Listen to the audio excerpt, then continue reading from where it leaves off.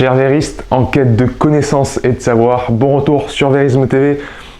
Aujourd'hui, je suis très content de vous annoncer avec mon pote Jean-Louis qu'on commence une nouvelle série de vidéos qui est assez essentielle, assez fondamentale pour bien comprendre le monde de la santé. On va repartir des bases de la biochimie afin qu'il n'y ait pas de zone grise après dans Vérisme TV quand on vous parle de réaction d'oxydoréduction, de système tampon au niveau sanguin. Quand on rentre dans certains détails et qu'on fait certains raccourcis, avec Jean-Louis on fait de la vulgarisation et qu'on sort des termes comme ça, il ne faut pas que ça reste flou dans votre esprit, parce que j'ai souvent des questions qui reviennent via Facebook, YouTube, etc., ou les personnes que j'accompagne, et c'est vrai que ça part d'une incompréhension des bases en fait de la biochimie, et donc on s'est dit avec mon pote Jean-Louis, on va recommencer depuis en fait l'atome, les électrons.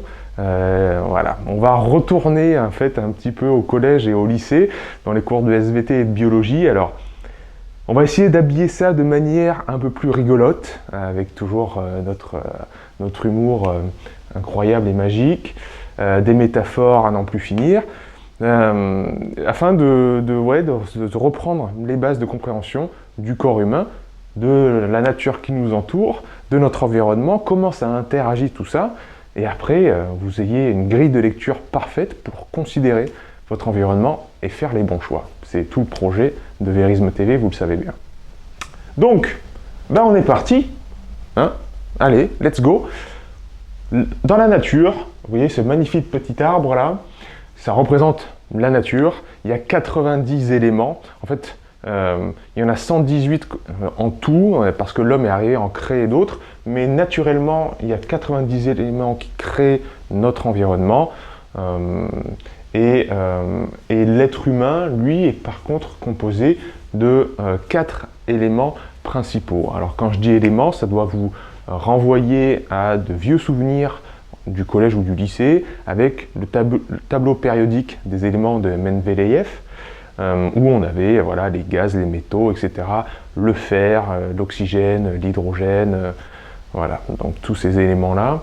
Et c'est rigolo de se rendre compte qu'en fait le corps humain il est composé seulement de 4 principalement éléments, que sont le carbone, l'hydrogène, l'oxygène et l'azote. Donc ça constitue 96% de l'être humain. Et puis après, les 4% restants, ça va être 20 minéraux et oligo-éléments. Les oligo-éléments, c'est aussi appelés les éléments traces, parce qu'il y en a très peu en termes quantitatifs. Et donc ces minéraux, vous les connaissez, calcium, potassium, magnésium, etc. Et donc là, on se rend compte déjà que ça va être la philosophie qui va sous-tendre le vivant et qui va nous permettre de cheminer à travers toute cette histoire de la biochimie, c'est que le vivant il repose sur les interréactions, les interrelations entre ces éléments et pas forcément la quantité de ces éléments en tant que tels. Si on prend par exemple ces minéraux, seulement 4% de nous, on sait à quel point pourtant le calcium est essentiel. Pourtant le calcium c'est même pas 1% de votre organisme, mais c'est les interrelations qu'il va avoir, c'est les effets qu'il va avoir sur votre organisme qui vont être vraiment extrêmement importantes. Les oligo-éléments sont par exemple des biocatalyseurs ou des catalyseurs qui déclenchent une réaction chimique qui permettent aux enzymes et aux hormones de travailler. Il faut voir ça comme, vous voyez, si dans une salle, dans une pièce, que vous fermez, vous allumez des bonbonnes de gaz, il ne va rien se passer. Par contre, si vous craquez une allumette, là ça explose. Cette étincelle que vous faites là, ce serait un biocatalyseur. Donc c'est pas une histoire de quantité, l'étincelle elle est toute petite, mais elle déclenche après les réactions chimiques et biochimiques qui peuvent être vraiment colossales. Et c'est cette relation en fait entre les éléments et entre les composés, les molécules, etc., qui va vraiment définir en fait ce qu'est la vie. Et la vie en fait, nous à notre échelle, avec notre cerveau de primate qui a évolué, on définit ça par le prisme de la matière et de l'énergie. Comment la matière bouge? L'énergie, elle se définit par est-ce que la matière bouge ou pas, les effets qu'elle a sur la matière. Et cette matière qui compose l'univers qui nous entoure, si on regarde avec un microscope, eh ben, on va se rendre compte déjà qu'elle est composée d'éléments, mais que ces éléments sont composés eux-mêmes d'atomes. Et là, on va s'arrêter un petit peu. Les atomes, vous en avez déjà sans doute entendu parler. Les atomes, depuis la Grèce antique, on qualifie ça d'atome. Ça veut dire insécable, incassable, qui ne peut pas être séparé. Et pourtant, on s'est rendu compte que c'était composé d'éléments plus petits, les électrons, les neutrons, les protons, et que même eux, ils étaient composés de quarks, etc. Donc plus on regarde à l'intérieur, plus on se rend compte qu'en fait, il y a des petits composants qui sont de plus en plus petits. Est-ce qu'il y aura une fin? Est-ce qu'un jour on se dira, ah, ben, on a trouvé l'élément unique qui compose tout l'univers? Peut-être, mais c'est pas ça l'important. L'important, encore une fois, c'est les interrelations entre les éléments. Ça veut dire, s'il y a bien une notion à retenir dans cette première vidéo, c'est la notion de propriété émergente.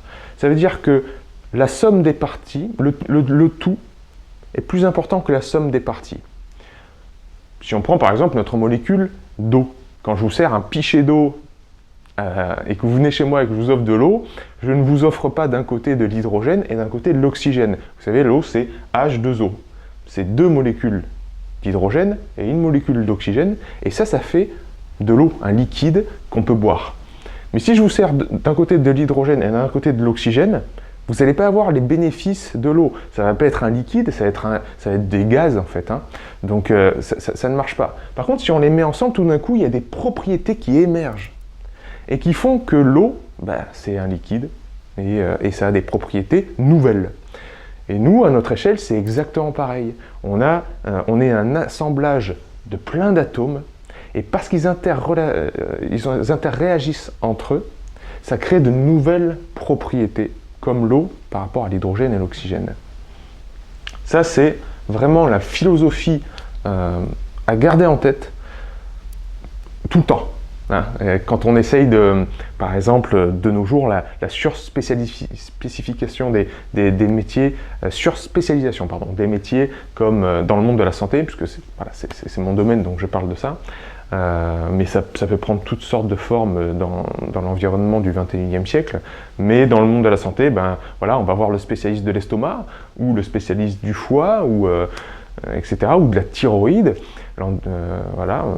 Quelqu'un qui est spécialisé dans le système hormonal, tel ou tel organe n'existe que par rapport au tissu conjonctif qui est autour de lui, aux glandes qui lui envoient des hormones, aux autres organes qu'il compose, à l'environnement. Et cet individu n'existe que par rapport à l'environnement qu'il compose.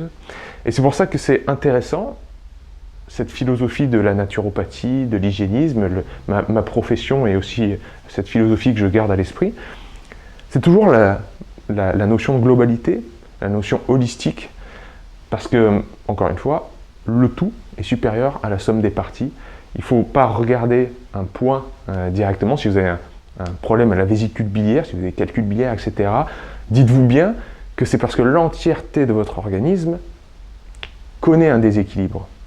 Et c'est comme ça que le corps, c'est la meilleure façon dont le corps s'est adapté pour répondre à ce déséquilibre. Bref, on s'est un petit peu égaré, mais ces propriétés émergentes, elles sont déjà là au niveau de l'atome. Et ça faisait sens en fait avec le terme d'atome d'insécable, parce que si on casse ici, si on sépare les éléments qui constituent l'atome, il perd ses propriétés. Ces fameuses propriétés émergentes. Si d'un coup on met les électrons d'un côté, les neutrons, les protons d'un autre côté, qu'on sépare tout le monde, les propriétés de l'atome sont perdues. Donc en fait c'est bien un insécable, c'est bien quelque chose d'incassable, parce que si vous le cassez, il perd ses propriétés. Même s'il est constitué de quarks, etc., c'est pas ça qui est important. Donc la notion d'insécable, d'incassable reste pertinente. Alors l'atome, de quoi il est composé? D'électrons qui gravitent autour d'un noyau. Et ce noyau, il est composé de protons, là, les P, et les neutrons. Les neutrons, comme leur nom l'indique, ils sont de charge neutre. Ils sont neutres. Les protons, par contre, ils sont de charge positive. Imaginez des aimants. Les protons sont de charge positive. Et les électrons qui tournent autour sont de charge négative. Et donc, les atomes vont toujours avoir tendance à être équilibrés, d'avoir une charge globale qui est neutre. C'est-à-dire que le nombre de protons va toujours être égal, enfin, il va toujours avoir tendance à tendre vers un nombre égal d'électrons. Là, on a l'hélium, par exemple, c'est 2 électrons, donc il y a 2 électrons, 2 protons, les charges plus positives s'équilibrent avec les charges négatives. Pour vous donner un ordre d'idée, je vous l'ai écrit là, nombre de protons égale nombre d'électrons. Pour vous donner un ordre d'idée, là, au niveau des dimensions, c'est important de bien comprendre ça, c'est que si notre atome d'hélium, là, c'était un terrain de football, le noyau serait une simple bille de plomb au milieu de ce terrain de football. Toute petite bille de plomb. Et les électrons, là, qui tournent autour, ce seraient des mouches. Ce qui veut dire que dans un atome c'est essentiellement constitué de vide, de rien du tout. Entre la bille de plomb et la mouche qui tourne autour à la périphérie du terrain de foot, il n'y a que du vide. Nous, on est composé uniquement d'atomes. Donc en fait, on est composé uniquement de vide. Ça vous en bouche un coin, ça, hein. Même Jean-Louis, il n'en revient pas. Hein. Ce qui nous renvoie à la notion dont je vous parlais tout à l'heure, la vie, le vivant, il se définit avant tout par les interrelations et non la quantité de matière. Bon, gardez bien ça à l'esprit, c'est très important. Au niveau de la masse, les protons sont vraiment beaucoup plus massifs que les électrons.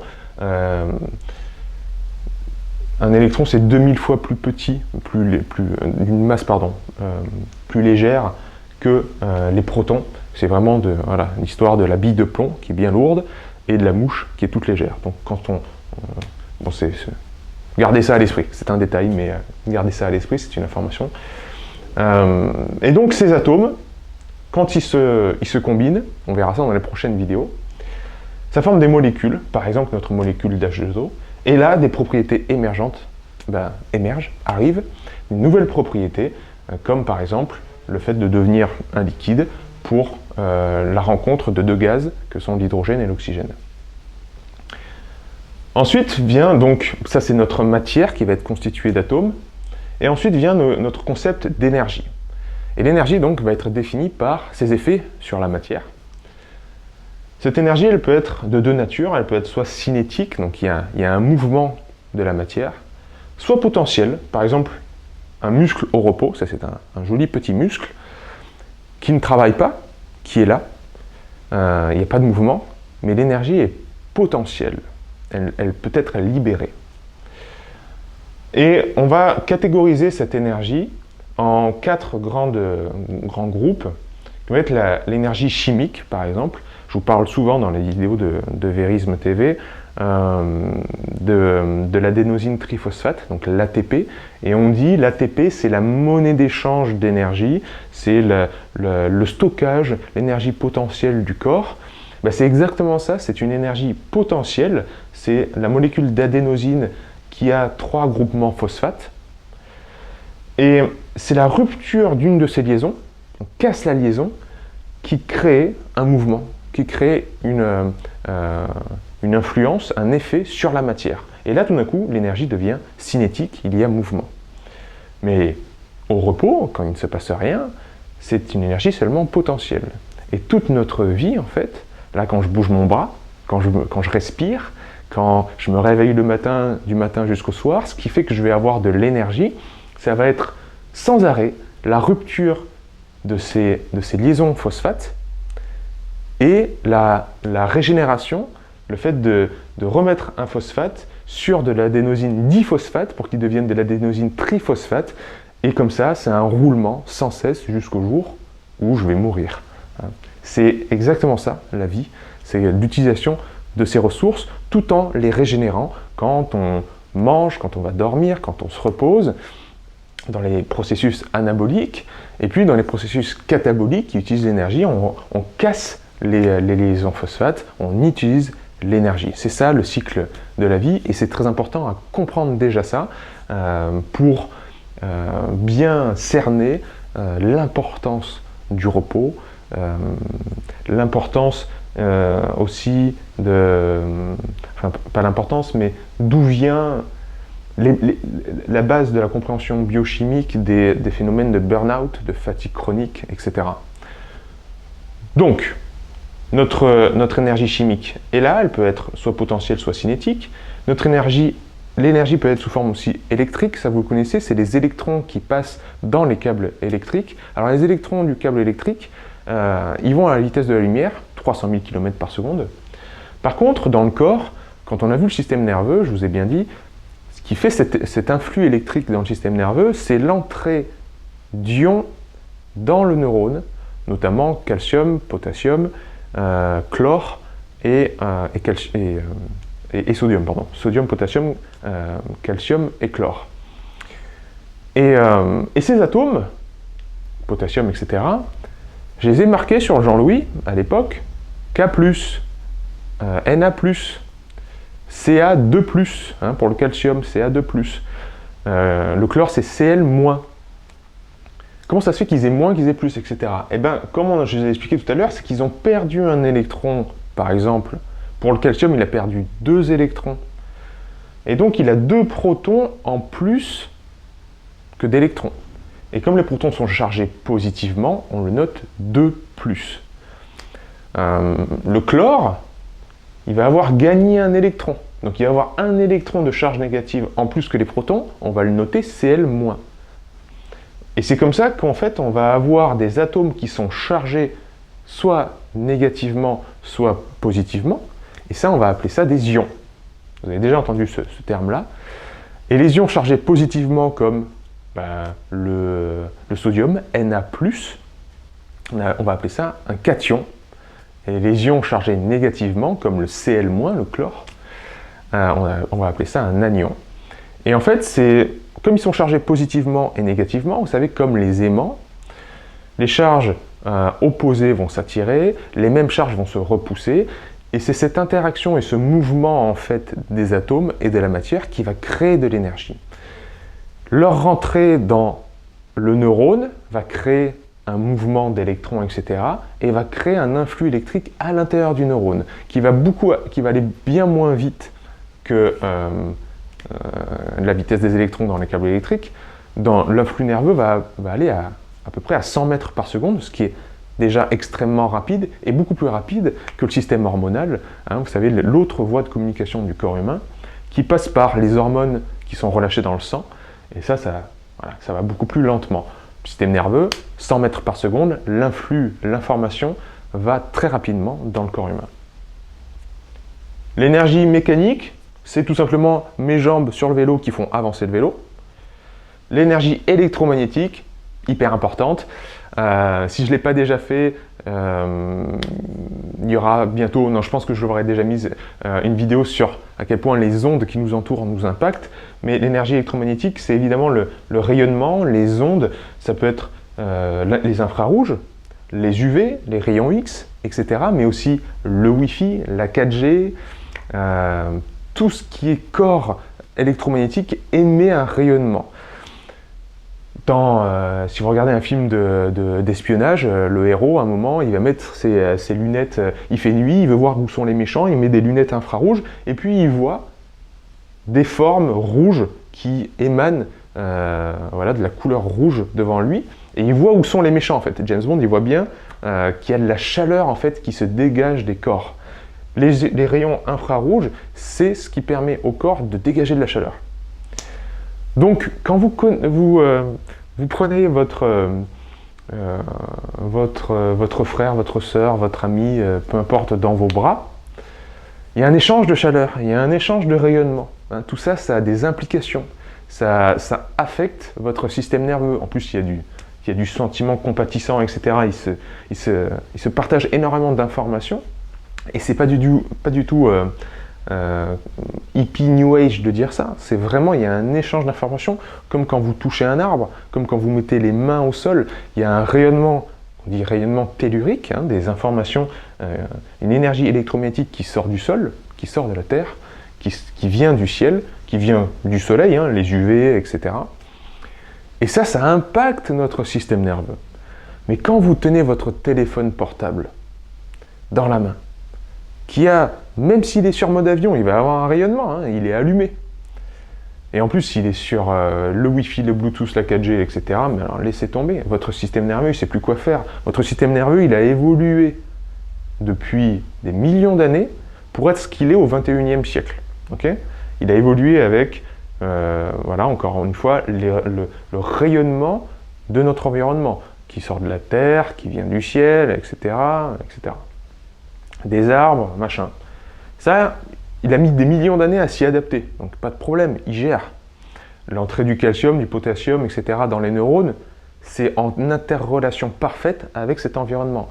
Mais ça fait 10-20 ans, bon allez, 20-30 ans, qu'on bombarde d'un seul coup l'humanité entière avec Wi-Fi, 4G, téléphone portable, Linky, toutes ces ondes électromagnétiques qui ne sont pas là depuis des millions d'années.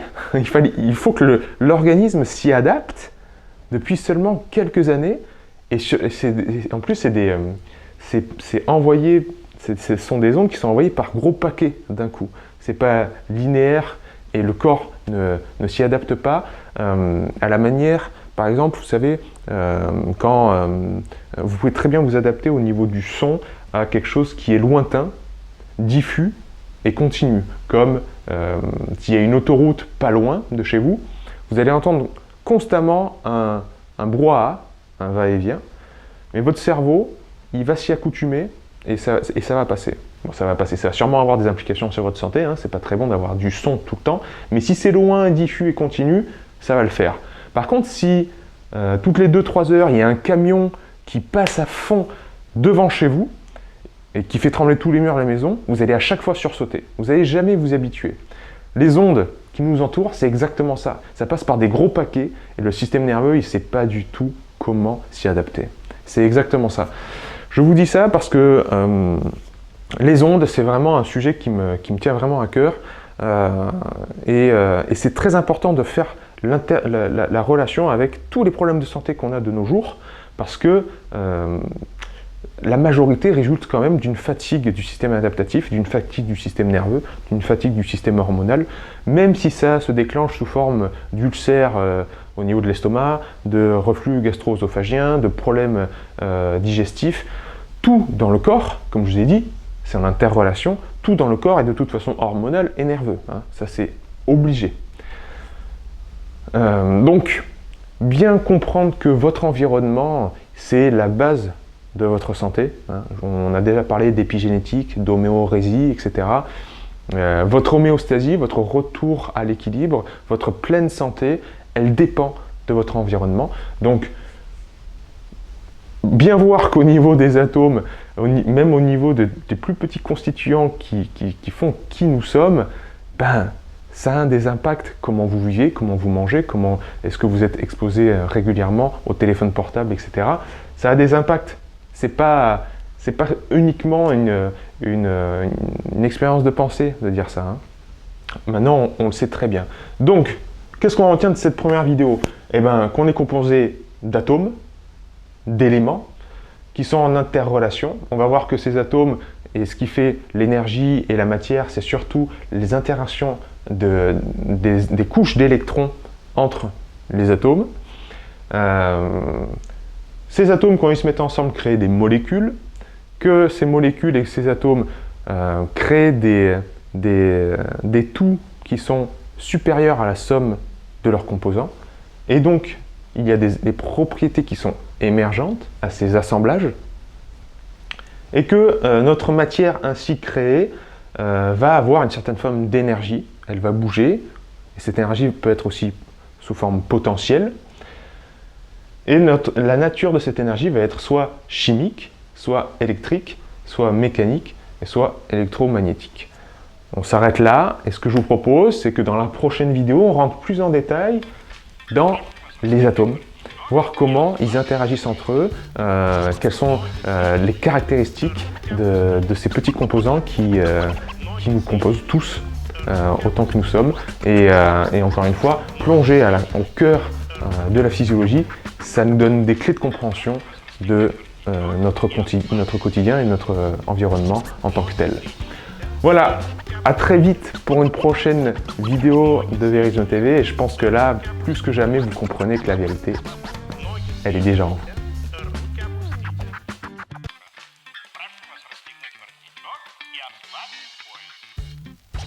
Ноги соединены.